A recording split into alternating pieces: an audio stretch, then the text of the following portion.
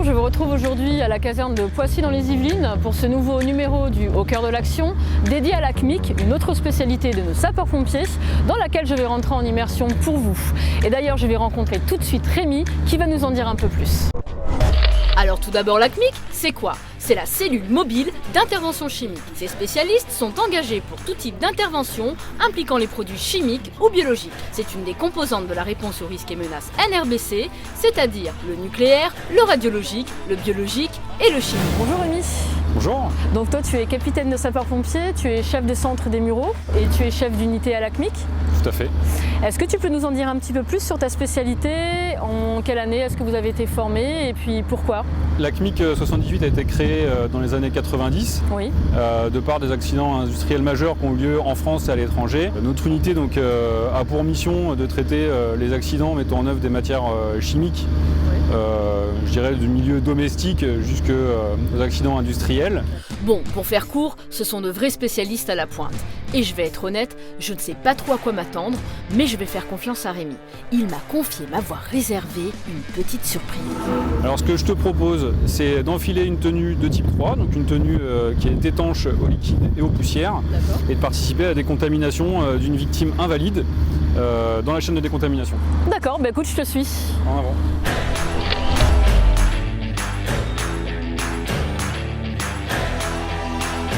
Bon, ça y est, j'ai récupéré mon gros sac avec ma tenue. Maintenant, je vais aller voir Rémi pour le mode d'emploi.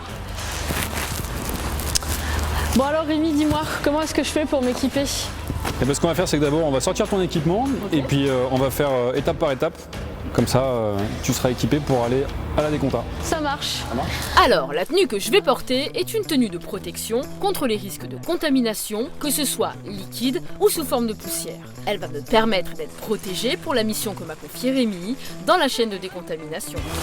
Alors pourquoi est-ce qu'elles sont aussi grandes, ces tenues, Rémi? Parce que c'est une taille unique et il faut que ça convienne pour tous nos sapeurs-pompiers. Parce que je sais bien que je suis pas ultra grande, mais les chaussures, on dirait des pieds d'éléphant. Vous l'aurez compris, pour être bien protégé, la tenue exige le port d'un appareil respiratoire. Maintenant, tu vas pouvoir mettre ta cartouche.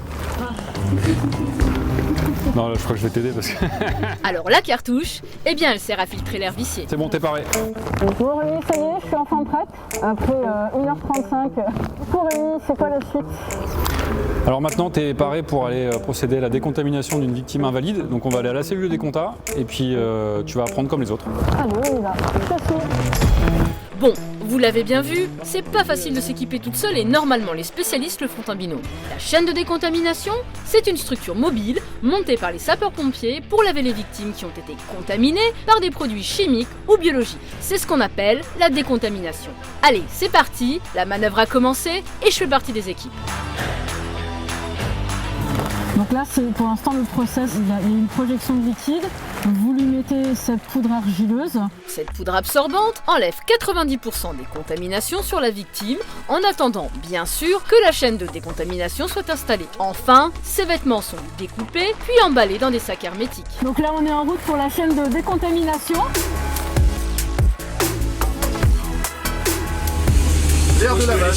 Et oui, comme à la maison, je douche la victime à l'eau savonneuse afin d'enlever les derniers résidus de produits contaminants sur sa peau. Comme c'était un stage, on a oublié d'allumer la chaudière. Du coup, l'eau était un peu froide. C'est aussi à cela que sert la formation.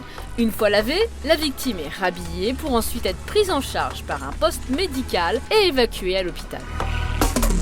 La chaîne de décompta, c'est terminé. Je vous donne tout de suite rendez-vous à Triel-sur-Seine sur un site Céveso pour la seconde partie. A tout de suite. Pour la seconde partie de mon immersion, Rémi m'a donné rendez-vous sur un site industriel classé sur une échelle de risque dont le plus haut niveau est celui de Seveso. Seveso, c'est l'appellation de la directive européenne qui réglemente la sécurité des entreprises industrielles les plus sensibles impliquant des substances dangereuses, mais l'origine du mot vient d'un accident industriel dans les années 70. Un nuage toxique s'était échappé d'une usine chimique et avait envahi la région près de la commune de Seveso en Italie. On respire. Irritation. Ok, faut trop capter. J'ai un mec à l'intérieur, on va les chanter. Ok. Allez. Face à face. Les gants sous les genoux. Pense à la cagoule, regarde-moi.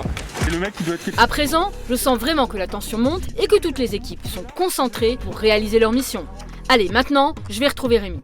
Alors Rémi, donc on vient juste d'arriver sur le site. Oui. Qu'est-ce qui va se passer maintenant pour la seconde partie? Est-ce que tu peux m'en dire un petit peu plus? Ouais, alors cet exercice en fait met en simulation nos personnels en formation sur un cas qui concerne une fuite de produits chimiques sur une cuve. L'équipe spécialisée en risque chimique maintenant intervient pour faire déjà dans un premier temps des reconnaissances et déterminer d'où proviennent les fuites et ensuite résoudre l'incident. Donc là, la tenue qu'ils vont porter, c'est que l'appareil respiratoire isolant est à l'intérieur de la combinaison et que celle-ci est étanche au gaz.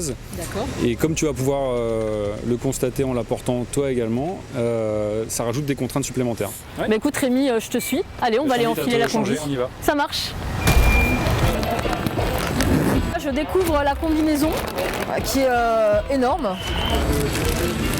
C'est bon, t'as réussi à rentrer le pied? C'est un grand moment. Alors maintenant les bras. Avant que les équipes interviennent, un briefing est donné à tous les intervenants pour que tous aient bien compris la situation opérationnelle et ainsi répondre aux missions attendues.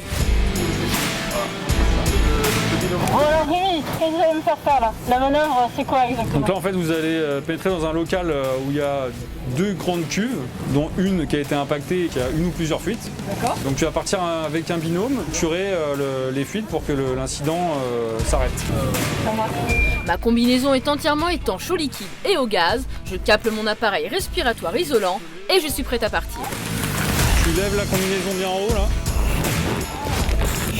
J'ai réussi à mettre une main. La buée si ça te gêne, relever ta visière, enfin juste. Là, point de vue visibilité, on voit pas grand chose. Donc mon champ de vision, comme vous le voyez, est très réduit. La tenue est très encombrante et la perception des sons environnants est bouleversée. C'est ainsi que je pars à la recherche de mon binôme. Je vois rien du tout, en fait, j'y vais un peu au pif. J'essaie de retrouver mon binôme. Il devrait être sur la gauche.